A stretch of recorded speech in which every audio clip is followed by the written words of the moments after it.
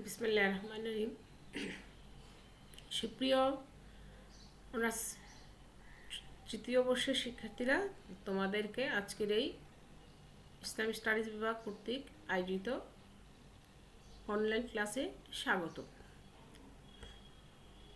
আমি আকলিমা, সহকারী অধ্যাপক, ইসলামিক স্টাডিজ বিভাগ, ঢাকা কলেজ। আজকের আলোচ্য বিষয় খোলা। তো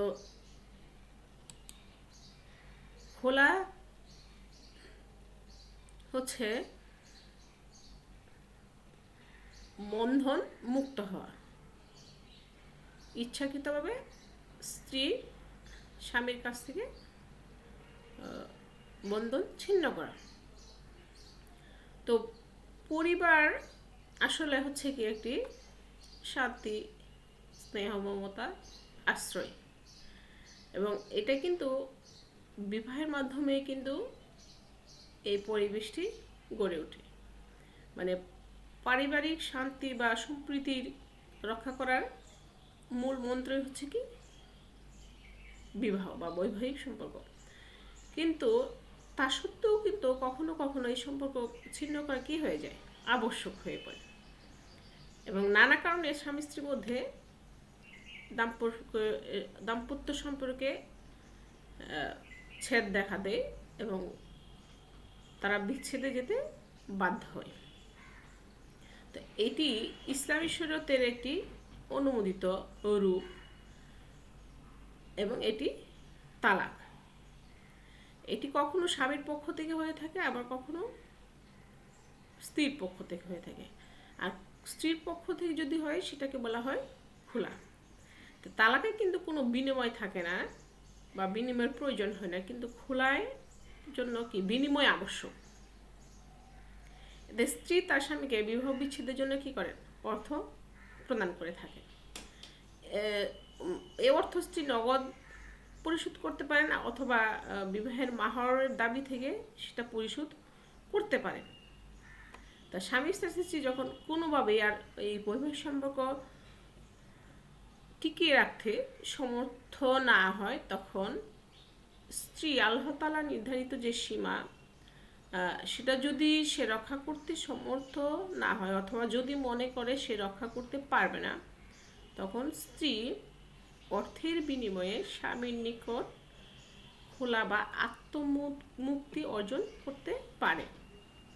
আচ্ছা, আভিধানিক অর্থে খোলা অর্থ হলো যে আলাদা করা, পৃথক করা, খোলা। পরিভাষায় খোলা শব্দ প্রয়োগ করে স্বামী শব্দ ত্যাগের বিনিময়ে স্ত্রীর নিকট থেকে অর্থ গ্রহণকে বলা হয় খোলা। তানবীরুল আফসার গ্রন্থে বলা হয়েছে, বস্তুত স্ত্রী যদি স্বামীকে অর্থের বিনিময়ে বিবাহ বিচ্ছেদের প্রস্তাব দেয়, আর স্বামী যদি তার অর্থ গ্রহণপূর্বক স্ত্রীর প্রস্তাবে রাজি হয় বা প্রস্তাব অনুসারে স্ত্রীকে তালাক দেয়, সেক্ষেত্রে বিবাহ বিচ্ছেদ কার্যকর হবে। তো শরীয়ত, ইসলামী শরীয়ত বিবাহ বিচ্ছেদের, ইসলামী শরীয়তের যে এই বিবাহ বিচ্ছেদ, সেটাকে বলা হয় কি খোলা। তবে এখানে কিছু শর্ত আছে। তা তালাকের ক্ষেত্রে যেমন কিছু শর্ত রয়েছে, খোলার ক্ষেত্রেও কিন্তু সমভাবে শর্ত প্রযোজ্য।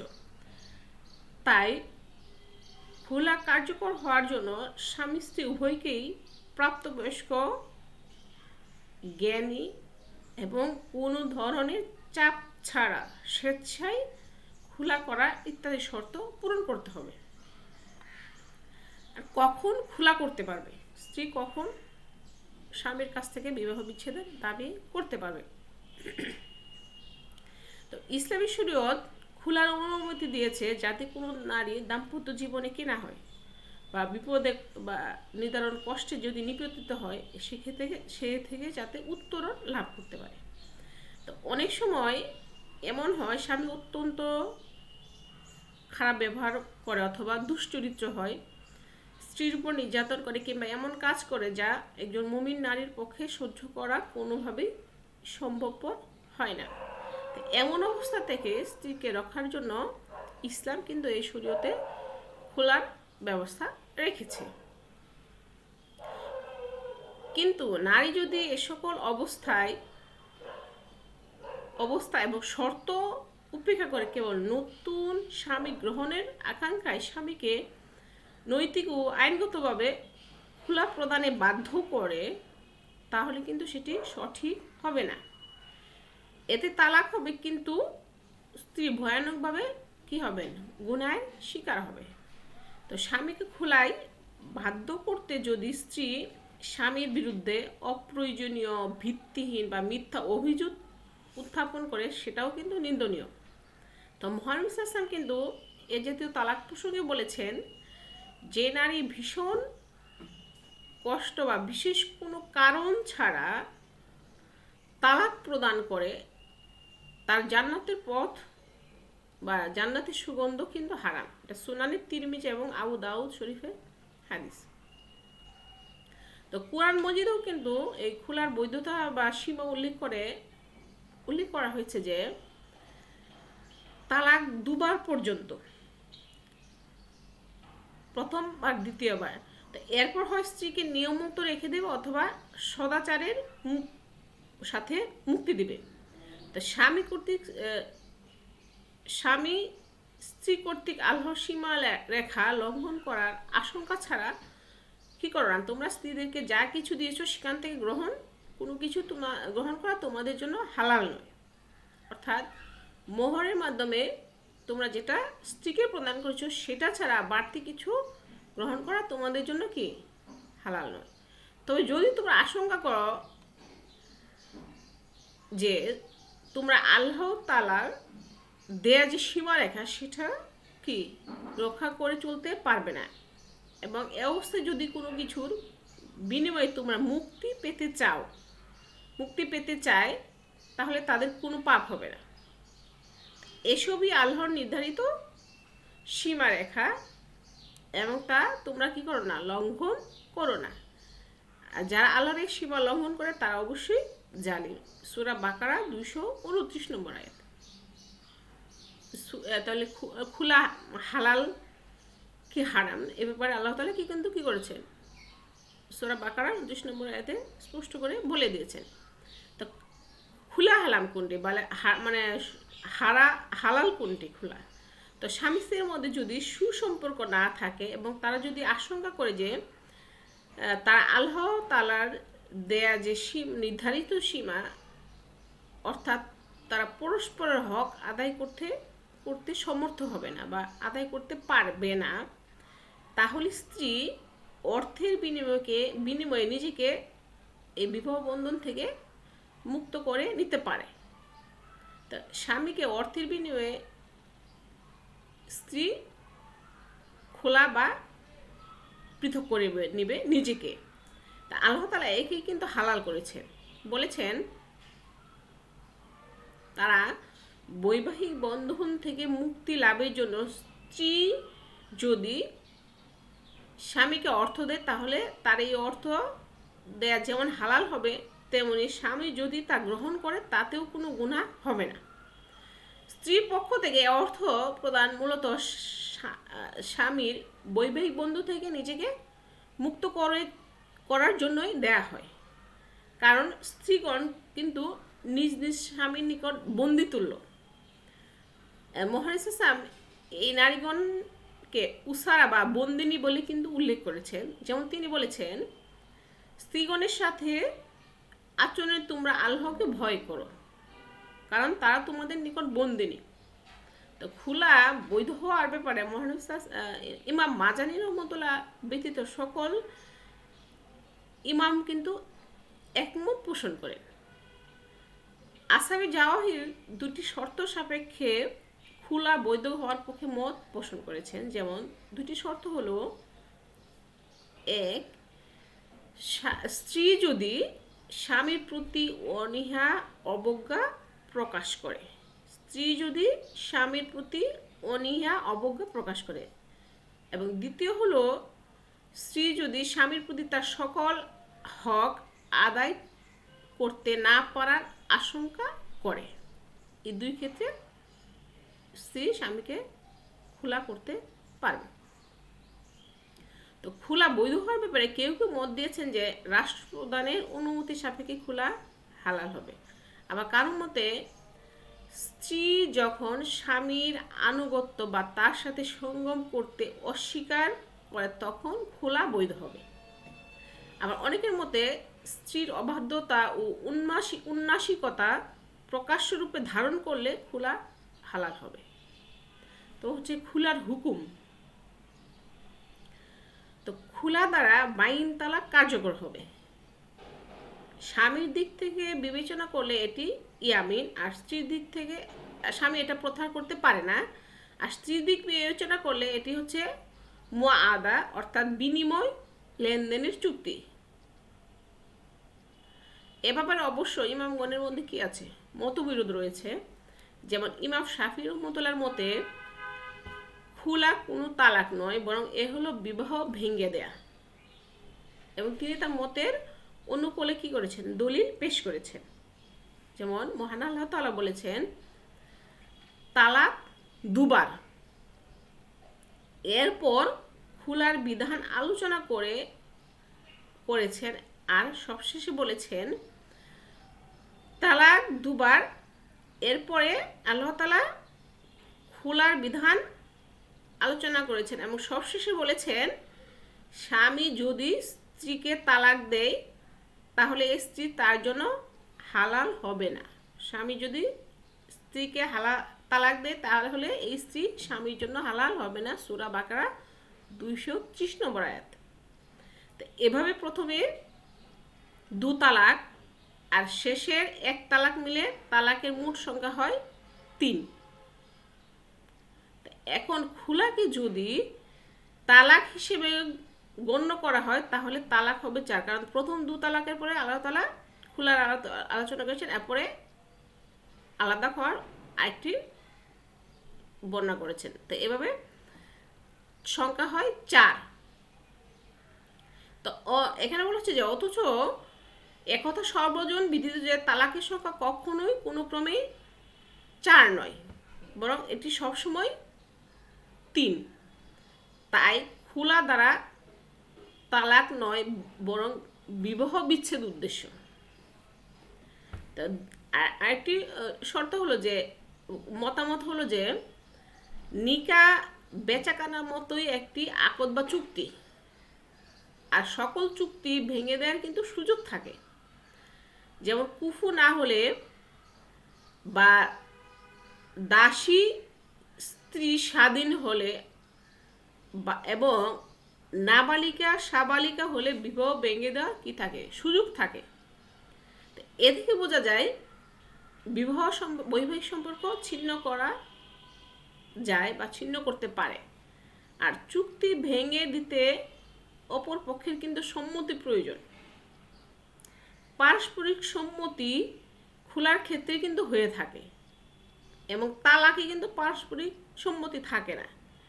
তালাকের ক্ষেত্রে স্বামী সম্পূর্ণ স্বয়ংসম্পূর্ণ, অপর পক্ষের সম্মতি তালাকের ক্ষেত্রে এখানে কিন্তু বিবেচ্য বিষয় নয়।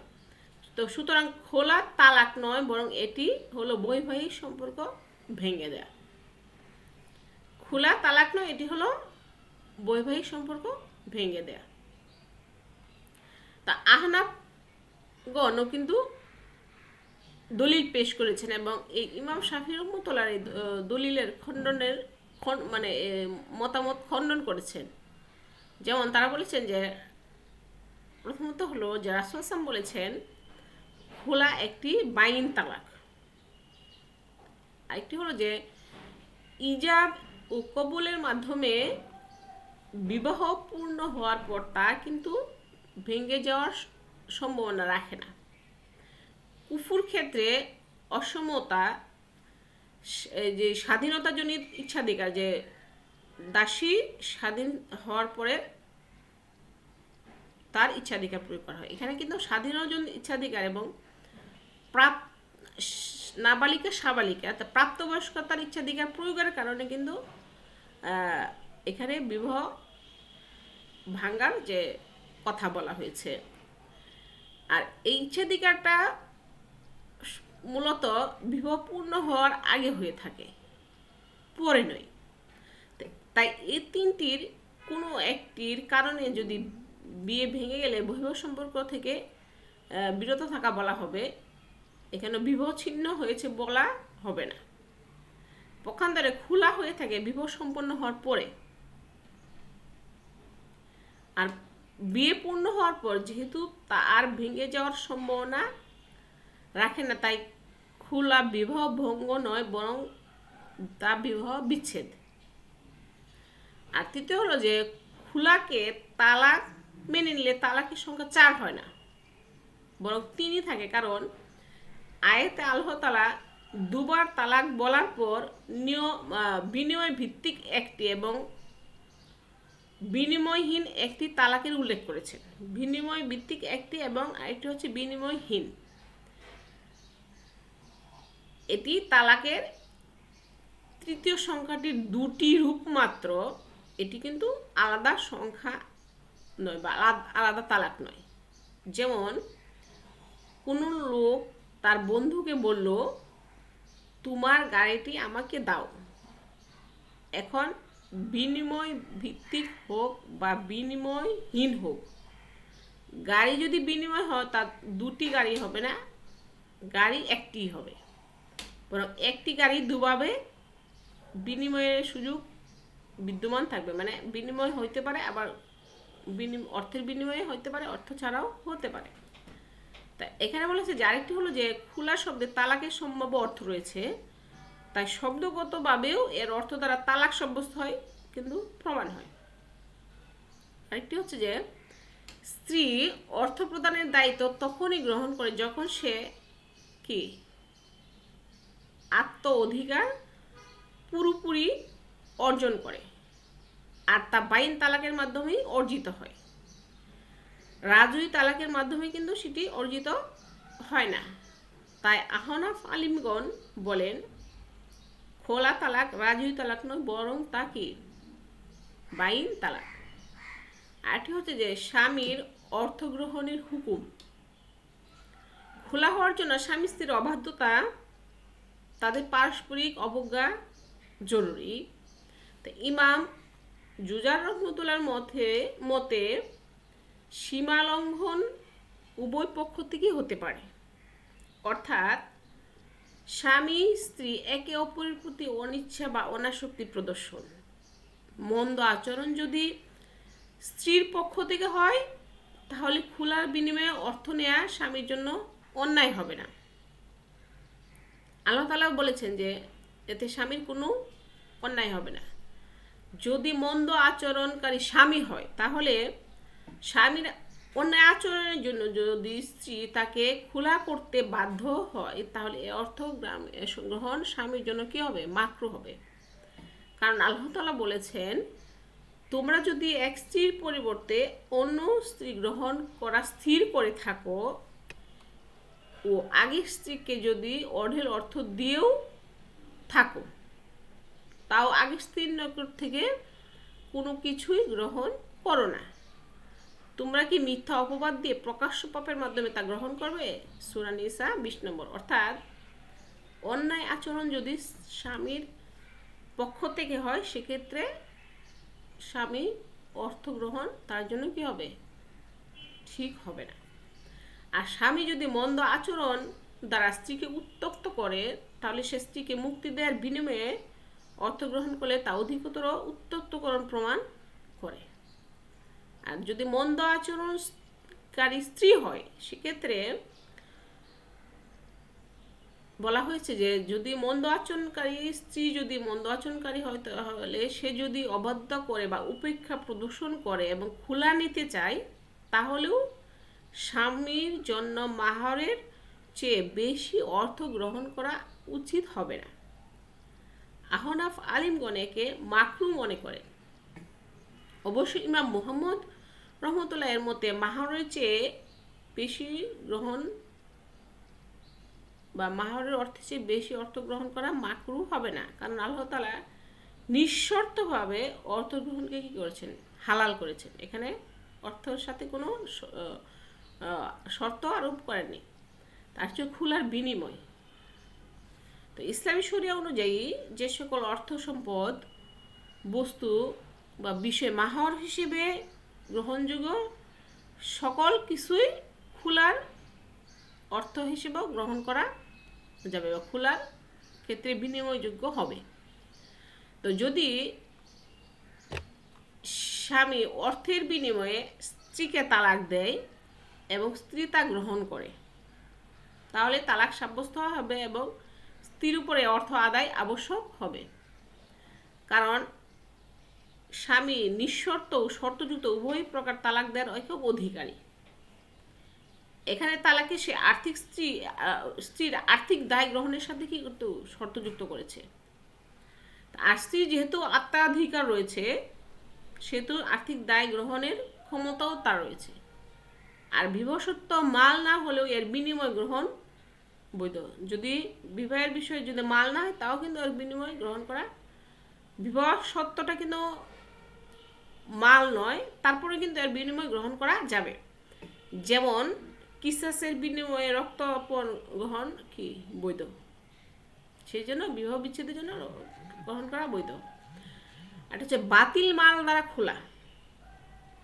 ইমাম কুদুরির মতে স্ত্রী খোলার বিনিময় হিসেবে স্বামীকে যে সম্পদ দেবে, সে সম্পদ যদি বাতিল বা হারাম বিষয় যে হয়, যেমন মদ, শূকর বা মৃত পশুর বিনিময়ে খোলা করে, স্বামী কিছুই পাবে না, তবে বিচ্ছেদটি বাইন তালাক হিসেবে সাব্যস্ত হবে।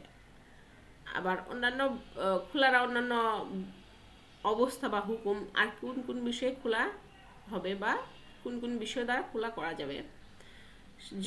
স্ত্রী যদি স্বামীকে বলে আমার হাতে যা আছে তার বিনিময়ে আমাকে খোলা করো, তো স্বামী খোলা করলো আর স্ত্রীর হাত খুলে দেখা গেল তার হাতে কিছুই নেই, তাহলেও স্ত্রীর জন্য কোনো কিছু পরিশোধ করা ওয়াজিব হবে না এখানে। কারণ সে স্বামীর সাথে কোনো প্রতারণা করেনি, বলেছে সে কোনো মালের উল্লেখ করেনি, বলা হচ্ছে হাতে যা আছে। তা হাতে থাকতেও পারে, নাও থাকতে পারে। আর যদি স্ত্রী বলে আমার হাতে যে সম্পদ রয়েছে তার বিনিময়ে আমাকে খোলা করো, এবং স্বামী যদি খোলা করে আর স্ত্রীর হাত খুলে দেখা যায় তার হাতে কোনো সম্পদ নেই, তাহলে মহার পরিমাণ সম্পদ পরিশোধ করা স্ত্রীর জন্য ওয়াজিব হবে। আর যদি স্ত্রী তার কোনো পলাতক গোলামের বিনিময়ে খোলা গ্রহণ করে, এ শর্তে যে সে গোলাম ফিরে না এলে স্ত্রী তার জামানত থেকে মুক্ত, স্ত্রী তার জামানত থেকে মুক্ত। এতে স্ত্রী জামানত মুক্ত হবে না, বরং সক্ষম হলে তাকে গোলামি অর্পণ করতে হবে, আর অক্ষম হলে গোলামের মূল্য পরিশোধ করতে হবে। আর স্ত্রী যদি স্বামীকে বলে আমাকে 1000-এর বিনিময়ে 3 তালাক প্রদান করো, 1000-এর বিনিময়ে 3 তালাক প্রদান করো, তখন স্বামী যদি স্ত্রীকে তালাক প্রদান করে, তাহলে স্ত্রীর উপর 1000-এর 3/1 আদায় করা কি ওয়াজিব হবে। কারণ 1000-এর বিনিময়ে 3 তালাক দাবি করার অর্থাৎ প্রতিটি তালাকের জন্য 1000, এক তালাক 1000-এর 3/1 বিনিময়ে করা হয়েছে।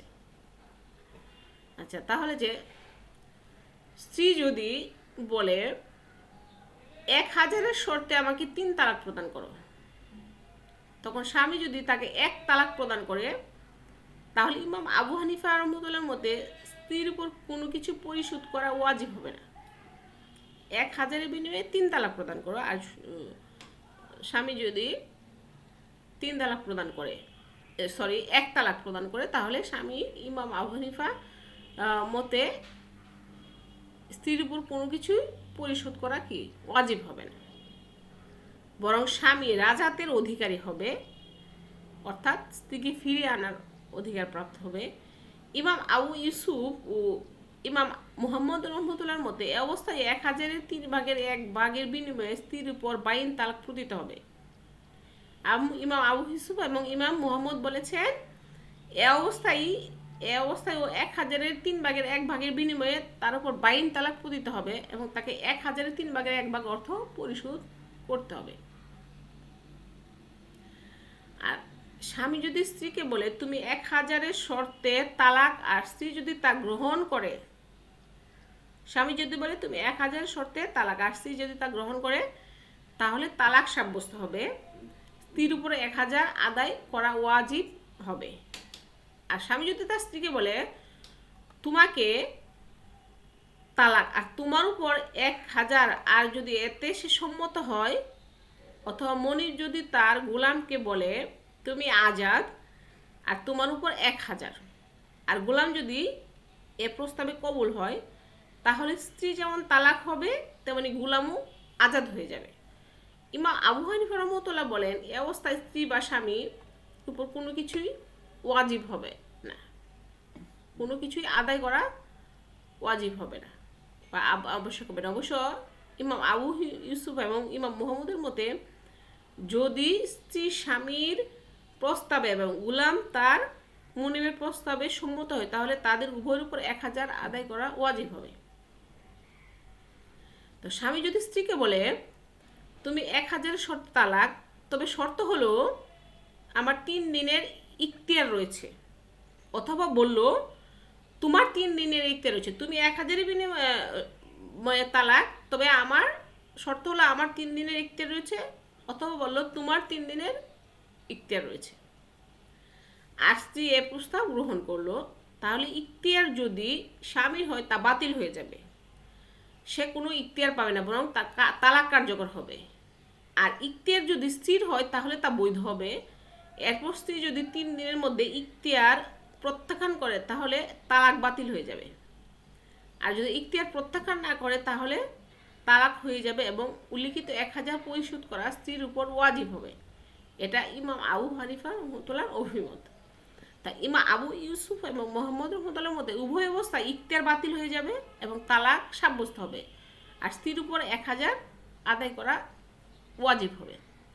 তো কেউ যদি তার স্ত্রীকে বলে তোমাকে 1000 টাকার বিনিময়ে তালাক দিয়েছিলাম কিন্তু তুমি তা গ্রহণ করোনি, তখন স্ত্রী যদি বলে গ্রহণ করেছিলাম, এখানে তাহলে স্বামীর কথাই গ্রহণযোগ্য হবে।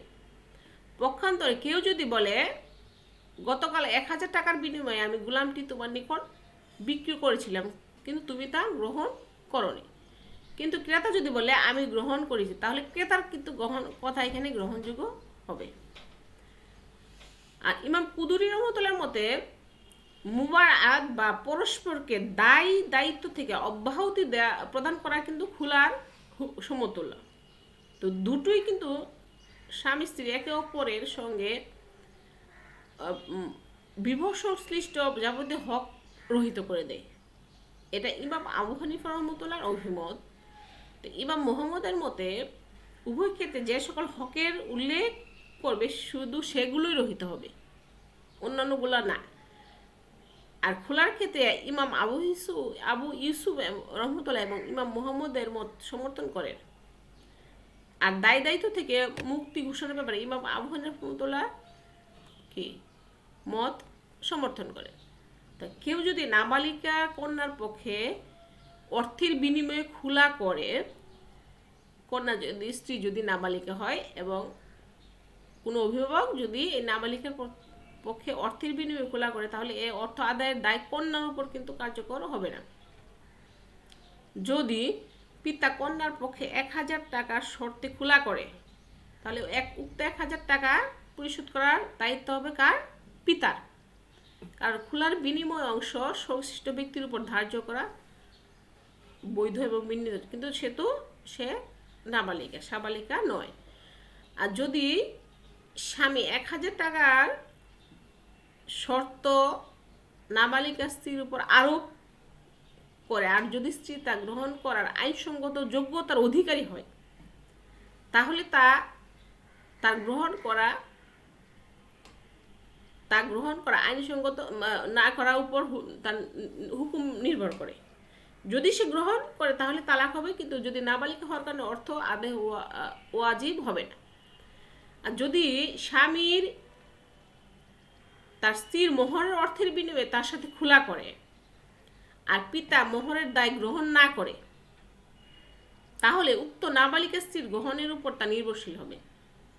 যদি সে গ্রহণ করে তাহলে তালাক পতিত হবে, তো মাহারানা রহিত হবে না। আর যদি পিতা তার পক্ষ থেকে প্রস্তাবটি গ্রহণ করে তাহলে তালাক ধার্য হবে, কিন্তু অর্থ আদায়ের দায়িত্ব পিতার উপর বর্তাবে। পিতা যদি মহারানা অর্থ আদায়ে দায় গ্রহণ করে তাহলে কি তালাক সাব্যস্ত হবে। তাহলে আজকে যে বিষয়টি আলোচনা করলাম সেটি হলো খোলা, অর্থাৎ অর্থের বিনিময়ে স্বামীর কাছ থেকে স্ত্রী বিবাহ বিচ্ছেদের কী করা, দাবি করা বা বিবাহ বিচ্ছেদ বা বিবাহের সম্পর্ক ছিন্ন করাই হচ্ছে কি খোলা। তো সুতরাং আগামী ক্লাস পর্যন্ত সবাই ভালো থেকো, সুস্থ থেকো, এই প্রত্যাশায়। আল্লাহ হাফেজ।